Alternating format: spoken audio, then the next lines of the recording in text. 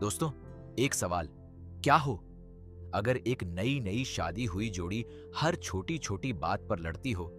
चाय में चीनी कम है, कपड़े कहाँ रखे, खाना किसने बनाया? और ये छोटे छोटे झगड़े इतने बड़े हो जाएं कि वो कोर्ट तक पहुंच जाए। और कोर्ट में एक ऐसी लॉयर हो जो सिर्फ केसेस नहीं जीतती, बल्कि पूरे समाज को आईना दिखाती है, जो बताती है कि घर के अंदर जो होता है वो सिर्फ उस घर का मसला नहीं, ये पूरे समाज की सोच का नतीजा है। यही है 2026 की सबसे शार्प, सबसे विटी और सबसे जरूरी तेलुगु फिल्म लेचिंदी महिला लोकम की कहानी, जिसका मतलब है महिलाओं की दुनिया जाग उठी। और यह फिल्म हंसाते हंसाते इतनी जरूरी बातें कह देती है कि देखने के बाद आप घर जाकर खुद अपने व्यवहार के बारे में सोचने लगते हैं।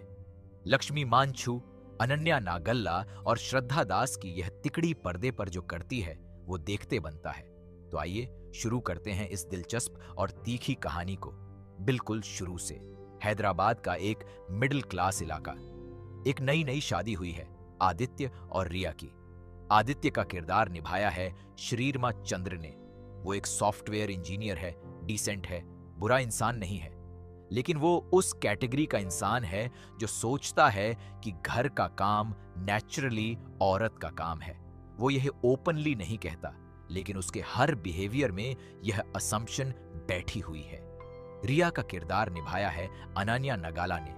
रिया एक इंडिपेंडेंट लड़की है जो शादी से पहले अपनी लाइफ अपने टर्म्स पर जीती थी, लेकिन शादी के बाद उसने पाया कि उसकी पार्टनर की लाइफ बदली नहीं, सिर्फ उसकी लाइफ बदल गई। शुरुआत के दिनों में झगड़े छोटे होते हैं। आदित्य ऑफिस से आकर सीधे सोफा पर बैठ जाता है, अस्यूम करता है कि खाना तैयार होगा। रिया जब पूछती है कि तुमने भी तो कुछ बनाया होता, तो आदित्य कहता है, मैंने तो सारा दिन ऑफिस में काम किया। रिया भी जॉब करती है। ये बात आदित्य एक्नॉलेज ही नहीं करता। छोटे छोटे मोमेंट्स में ये पैटर्न दिखता है। कपड़े कौन धोएगा, घर कौन साफ करेगा, किसके माँ बाप के साथ ज्यादा समय बिताएंगे। हर बात पर एक अनस्पोकन असम्पशन है कि रिया को एडजस्ट करना है, आदित्य को नहीं। रिया की फ्रस्ट्रेशन बढ़ती जाती है। वो बात करने की कोशिश करती है, लेकिन हर बार आदित्य उसे या तो डिसमिस कर देता है या ज्यादा सेंसिटिव मत बनो कहकर कॉन्वर्सेशन खत्म कर देता है। घर के आसपास के लोग, नेबर्स, रिश्तेदार भी इस सिचुएशन को वर्स बनाते हैं। आदित्य की माँ हर बार रिया को ही एडजस्ट करने की एडवाइस देती है। रिया की सहेलियां उसे कहती हैं, यही होता है शादी में, आदत डालो। लेकिन रिया एक ऐसी लड़की है जो आदत डालना नहीं जानती। वो सवाल पूछती है, जवाब मांगती है, और फिर एक दिन एक घटना होती है जो इन दोनों को कोर्ट की तरफ धकेल देती है। ये कोई बड़ी ड्रामेटिक घटना नहीं है, ये एक ऐसी ऑर्डिनरी एवरीडे सिचुएशन है जो इस फिल्म की सबसे बड़ी स्ट्रेंथ है। एक छोटे से आर्ग्यूमेंट में आदित्य ने रिया को पब्लिकली एम्बैरेस किया, पड़ोसियों के सामने, रिलेटिव्स के सामने, और रिया ने तय किया कि बस बहुत हो गया।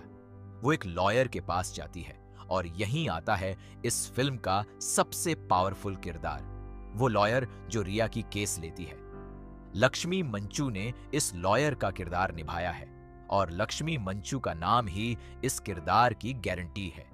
उनका कैरेक्टर एक ऐसी औरत है जिसने जिंदगी में खुद भी ये सब झेला है, और इसीलिए जब वो किसी दूसरी औरत की केस लेती है तो वो सिर्फ लीगल आर्ग्यूमेंट्स नहीं देती, वो उस औरत की आवाज बनती है।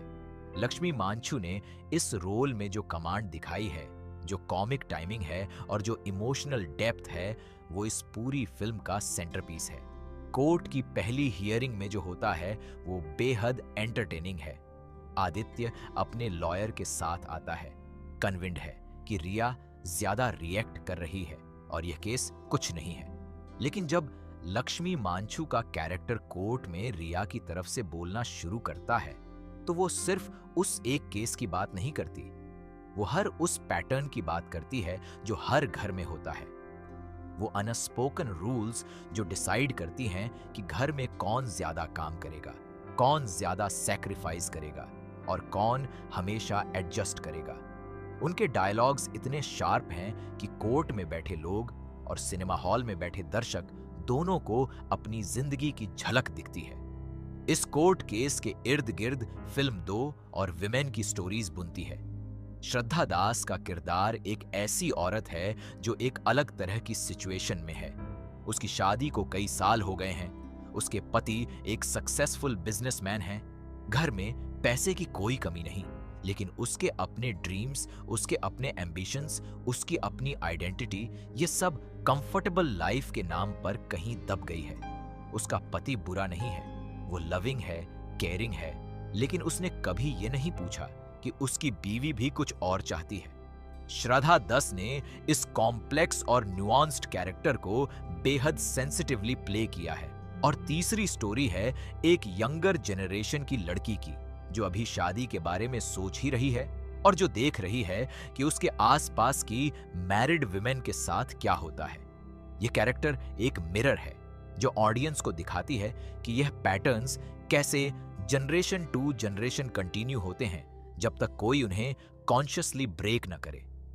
फिल्म का सबसे ब्रिलियंट एलिमेंट है उसके डायलॉग्स। डायरेक्टर्स करथी दसारी और अर्जुन गुन्नाला ने स्क्रिप्ट इस तरह लिखी है कि हर लाइन में 2 लेयर्स हैं। एक सरफेस लेवल कॉमेडी जो आपको हंसाती है और एक डीपर मीनिंग जो आपको सोचने पर मजबूर करती है।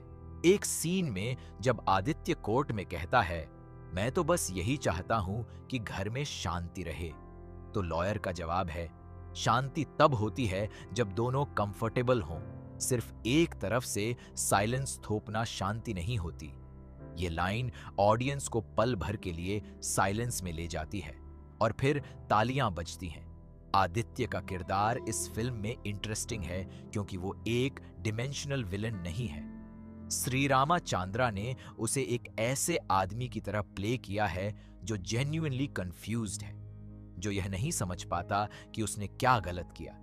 उसे लगता है वो एक अच्छा हस्बैंड है, वो बाहर वायलेंस नहीं करता, वो मनी प्रोवाइड करता है, वो फिजिकल रूप से प्रेजेंट है, लेकिन इमोशनल लेबर, मेंटल लोड और डेली लाइफ के अनइक्वल डिस्ट्रीब्यूशन को वो प्रॉब्लम नहीं मानता, क्योंकि उसे कभी किसी ने बताया ही नहीं कि यह प्रॉब्लम है। फिल्म उसके साथ सिंपैथेटिक भी है और क्रिटिकल भी। यह बैलेंस बेहद मैच्योर राइटिंग की निशानी है।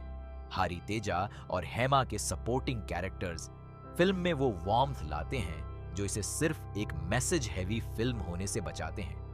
हारी तेजा का कैरेक्टर एक ऐसी नेबर है जो हर सिचुएशन में अपनी अनसॉलिसिटेड ओपिनियंस देती है और उसकी कॉमेडी टाइमिंग इतनी परफेक्ट है कि हर सीन में वो स्टील करती है।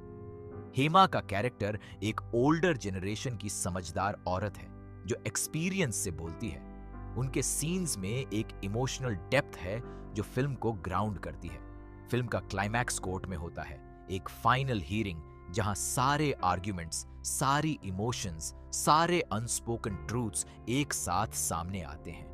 लक्ष्मी मांचू का वो फाइनल आर्ग्यूमेंट जो वो कोर्ट में देती है, यह इस पूरी फिल्म का मोस्ट पावरफुल मोमेंट है। वो सिर्फ रिया और आदित्य के केस की बात नहीं करती, वो उन सभी घरों की बात करती है जहां यह साइलेंटली होता रहता है। उन सभी औरतों की बात करती है जिन्होंने एडजस्ट करना सीख लिया है, और उन सभी मर्दों की बात करती है जिन्होंने कभी खुद से नहीं पूछा कि क्या यह फेयर है। श्रुति रंजानी का बैकग्राउंड स्कोर इस सीन में बिल्कुल परफेक्ट है, न ज्यादा ड्रामेटिक न ज्यादा क्वाइट, बस राइट। फिल्म का एंडिंग दोनों सैटिस्फाइंग और ओपन एंडेड है। ये कोई फेरी टेल एंडिंग नहीं है जहां सब ठीक हो जाए, बल्कि यह एक रियलिस्टिक और होपफुल एंडिंग है। आदित्य को कुछ रियलाइजेशंस होती हैं। वो पूरी तरह नहीं बदलता एक रात में, लेकिन वो पहली बार जेन्युइनली सुनता है। और रिया, जो पूरी फिल्म में फाइट करती रही, वो एक ऐसी जगह पहुंचती है जहां उसे अपने आप पर, अपनी चॉइसेस पर कॉन्फिडेंस है। और तीनों विमेन की स्टोरीज एक ऐसे नोट पर खत्म होती हैं जो बताता है कि लेचिंदी महिला लोकम, महिलाओं की दुनिया जागना, कोई एक इवेंट नहीं है, यह एक ऑनगोइंग प्रोसेस है।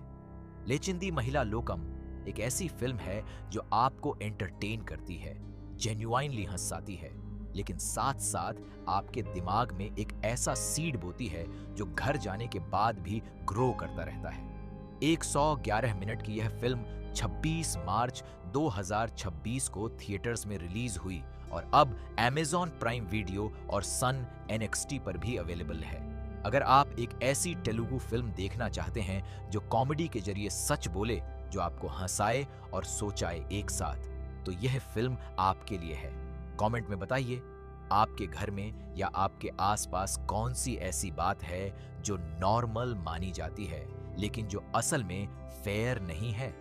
इस वीडियो को अभी लाइक करें, हमारे चैनल को सब्सक्राइब करें और बेल आइकॉन दबाएं ताकि ऐसी और दमदार और थॉट प्रोवोकिंग फिल्मों की कहानियां सबसे पहले आप तक पहुंचती रहें।